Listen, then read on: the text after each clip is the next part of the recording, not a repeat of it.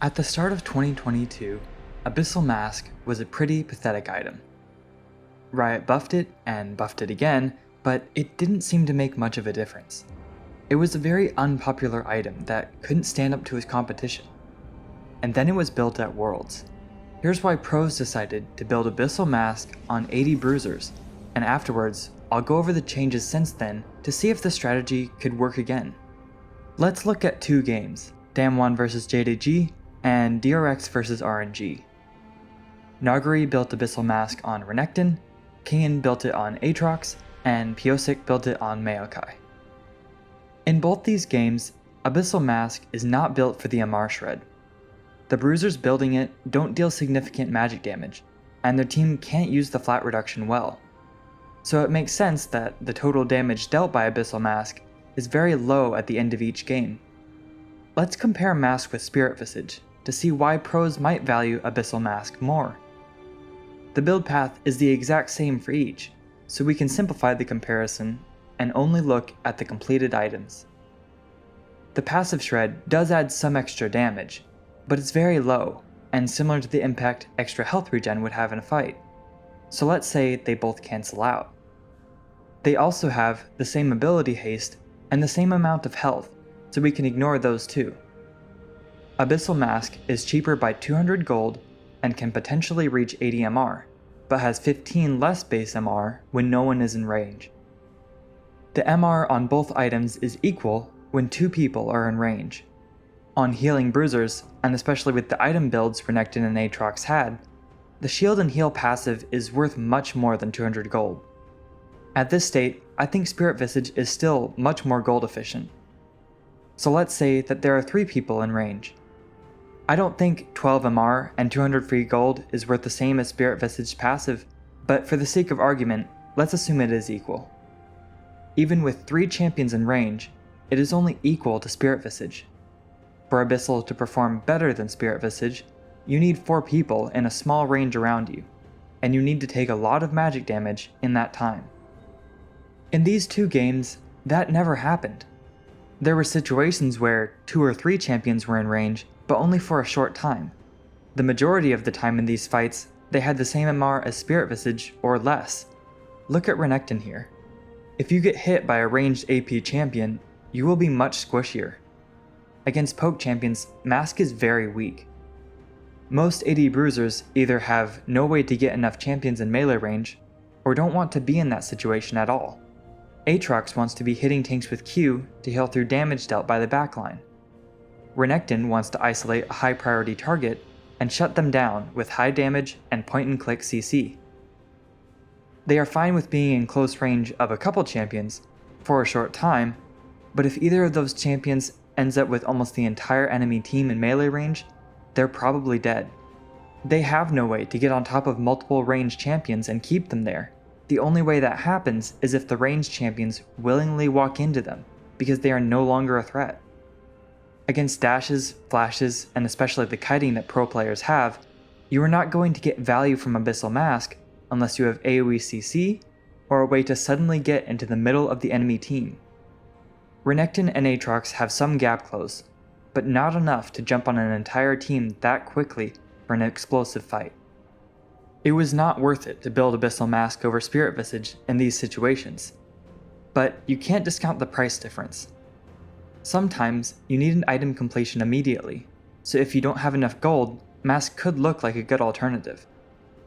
But that was not the case in DRX vs RNG. Kingen had enough gold for Spirit Visage and still chose to buy Abyssal. He had 270 extra gold when he completed Abyssal Mask. He could have bought Spirit Visage and 1 less pink ward. Pyosik also had enough gold to buy Spirit Visage or Fawn, which are both much better options.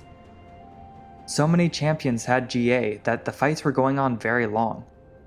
On tanks, Mask is only better if you are getting grouped up on and shut down at the start of fights. But in pro play, it's rare for that situation to happen. People are spacing well and buying time for their ADC to DPS, or to get their team into a better position. It's rare for players to misposition so badly that the enemy team can surround and kill them without worrying about the enemy carries.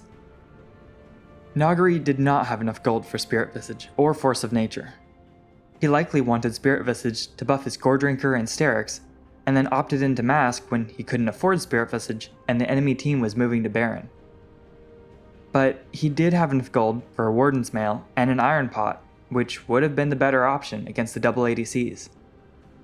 Most of the time, if you don't have enough gold for the item you want, buying a pot and another strong component for a later item would be better than building a completely different legendary item. This still wasn't a good enough reason to buy Mask. These two games were some of the first games played at Worlds. Buying Mask on AD Bruisers was probably tried in scrims before these matches. It's unusual for players to try experimental builds for the first time on stage. Some players realized that Mask can potentially give much more MR than Spirit Visage, and decided that it must be better than Visage for that reason. The tendency for scrims to be one-sided could have supported that conclusion. If you are getting stomped by a bruiser with Abyssal Mask, you could think that the itemization is correct because they're beating you with it. But that thinking is dangerous. You shouldn't make your own decisions solely based on the decisions of other players. An item being popular is absolutely a good reason to start experimenting with it, but it should never be reason enough to build it on stage. Analysis should be done to make sure the reasoning for an item choice is accurate. Eventually, players realized that buying Mask on AD champions was a mistake, and stopped building it as Worlds continued, but sometimes it takes much longer for players to realize that they're wrong. There really was never a good reason to build Abyssal Mask over the other MR items, until now. Since last year's Worlds, a lot has changed. Abyssal became an expensive rush item with a focus on laning phase. Over the months, it received stat changes that finally made Abyssal Mask gold efficient, with something to separate it from the other MR items. Catalyst could finally be built along with other mythics, instead of locking you into Rod of Ages. Catalyst is an extremely powerful component for tanks, because it gives mana based on pre-mitigation damage taken from enemy champions, meaning tanks with high resistances could gain a lot of mana without taking much damage. This finally put it on the radar of top lane tanks. It made several appearances in Pro on mana-hungry tanks, allowing them to sit in lane without backing for 10 to 15 minutes. The one weakness to this strategy was that they would be very far behind in items until they backed for their full item and boots, but with Catalyst keeping them high on health, it was still very difficult to gank or dive them through their CC. Even with the obvious strength of Catalyst, Abyssal as a whole was still an unpopular item. Tanks could only make good use of it when against primarily magic damage. It has no armor, leaving tanks much weaker than they usually are against towers, minions, objectives, and ADCs. As a rush item, it just didn't have the general strength needed to gain a place in champions' core builds. The addition of Catalyst also made the item much weaker on champions who don't need mana. With preseason, Abyssal Mask got more expensive, but its gold efficiency didn't change much outside of Catalyst. Overall, most champions didn't really need what this item provided. It was too expensive and niche for them to make use of it. But for a few champions, it was exactly what they needed. One example is Nautilus. Nautilus is mainly a support champion, but in 2018, Dornby played Nautilus mid at Worlds, knocking out G2. When Abyssal Mask received a buff on patch 13.7, Caps picked it up himself and started stomping the top of the EUS ladder. Abyssal provided everything Nautilus mid needs: mana and health sustain to survive the poke of mid lane champions, durability, and damage. Because the item has no armor, all of its power is in health and MR, which makes it perfect for bullying mages. And Caps made excellent use of this strength at MSI, beating out minor regions with it in play-ins and drawing bans from tournament favorites. Then, at the height of its popularity, Abyssal Mask was reworked, and it became very similar to the state it was in 2022. The only difference being its reduced gold cost and increased MR. The gold value is no longer locked behind mana and laning sustain, and it is significantly cheaper than all other MR options, while giving massive amounts of MR. While it was disappointing to see extreme changes made just as people were beginning to make use of it, these changes did make it a strong item. The strategies we saw in MSI likely still work. You can build Catalyst into a Negatron cloak and stomp your lane. But champions like Nautilus and Gragas, who really valued Abyssal in its old state, are locked into Rod of Ages or have to get mana from another source. These changes were designed to make Abyssal a support item, and while supports can build it more easily now, stats from the patches since the mid-season update paint a more complicated picture. 3 things of note. Priority of Abyssal Mask on tanks in top and jungle increased massively. Supports built Abyssal Mask, but also showed a preference towards Force of Nature. And a few champions who did not fall into the tank support niche had some success with Abyssal Mask. Let's explain the first. Before the mid-season update, tanks mainly built Force of Nature as their best MR option, and only built Abyssal Mask in cases where they needed mana for laning phase. But the simultaneous nerf to Fawn and the elimination of mana from Abyssal Mask, with a reduced gold cost, allowed Abyssal Mask to become the best MR option for many tanks that could already utilize the passive effectively. The popularity and strength of support tank junglers then made it more difficult for supports to build Abyssal Mask. Abyssal's aura does not stack, and your tanks will be able to buy Abyssal before you. Its effect will be stronger on them, they will stay alive longer so they can apply it more effectively than you, and they can benefit from the damage amp themselves. If teams have to decide who gets to build Abyssal Mask, top laners and junglers will always win out over supports. But this isn't the end of the world for support players. While most supports have high win and pick rates with Abyssal Mask, they still have similar win rates with Force of Nature. On some champions, Force of Nature is the clear favorite, with a higher pick rate and win rate. At first, this was extremely confusing to me. Force of Nature has a much higher gold cost, and a passive that was typically used best on champs with extremely high durability. So why are supports building? Supports have reduced gold income compared to other roles, and this affects how they use items. They will be sitting on components for a lot longer than other champions, so which components they choose to buy become almost as important as what completed items they are building towards. And when we look at the build path for Force of Nature, 2 things stand out. First, this is the same component that builds into Abyssal Mask. Second, there's move speed in this build path, just as much move speed as the completed item gives outside of the passive. Move speed is extremely valuable for supports, which is why we occasionally see Deadman's Plate pop up in pro play on supports. Winged Moonplate is a great component that supports can sit on to find better roam timings, dodge skill shots, and chase enemies down to engage on them.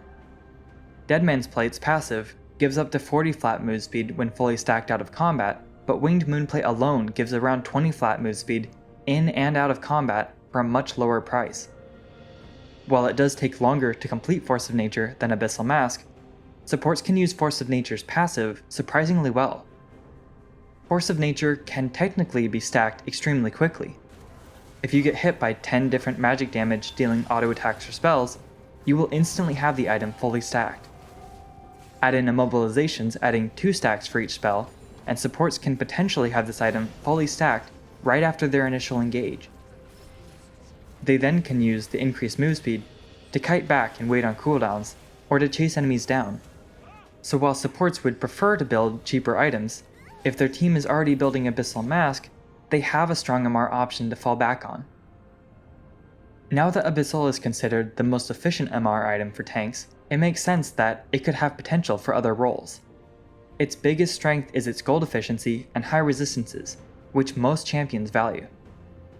When considering which champion should carry the aura, if your tank and a bruiser are both on top of the same champions, it doesn't really matter. The biggest difference is how much bonus health each champion has. Realistically, champions play different roles in fights, so one champ might spend more time applying Unmake on the highest value targets than another. But the value of the aura can still be outweighed by the value of Abyssal's resistances on the targets who need to stay alive the most. Getting a fast power spike on a bruiser could have a big impact on important fights, and that may be worth building Abyssal Mask for, even if it's not the most optimal use of the aura. The same issue we talked about for supports can still apply for junglers. Junglers have less resources than top laners, so top laners can build Abyssal earlier. They will have more bonus health, and they can stay alive longer in fights, all of which can make the Unmake passive more valuable on them, even if the champions aren't always initiating team fights. This may be why Renekton and Jax players in Korea have started using Abyssal Mask. They have some magic damage, sure, but it isn't even their primary damage type. But the raw strength of Abyssal stats is able to outweigh the other MR options in many games. The stats we've seen here could indicate that Abyssal has a much wider use case than is currently utilized. It's certainly much stronger this year, and we are seeing some solo queue success with it on Bruisers. Considering pros' willingness to experiment with this at last year's Worlds, I think it's very possible we see teams trying this strategy again, and it could become a part of the Worlds meta. Thanks for watching. I'm sorry I haven't been able to get videos out for most of this year, but with the health issues I've been dealing with, it took everything just to get this one done in time for Worlds. I'd like to make more videos, but I can't guarantee that I'll be doing any better from now on. In the meantime, I've been working on setting up a subreddit, r/Shopkeepermains. The goal is for people to have a place to discuss League's items in general and upload their videos about items aside from the main League subreddit. While I personally haven't had any issues with the mods at r/League of Legends, many other creators have, and it seems like the mods don't want creators using the subreddit just as a platform for advertising their videos. Most gameplay videos and champion guides already have a place in the r/main subreddits, but anything about items and how they relate to game mechanics, pro play, and stats analysis just didn't really fit anywhere if you couldn't get on the main League subreddit. If you know any creators like JNC, Molecule, and Minimo that are making videos about items, please upload their videos on the subreddit. I'm sure there are a lot more small channels making content like this, but I just haven't been able to find much.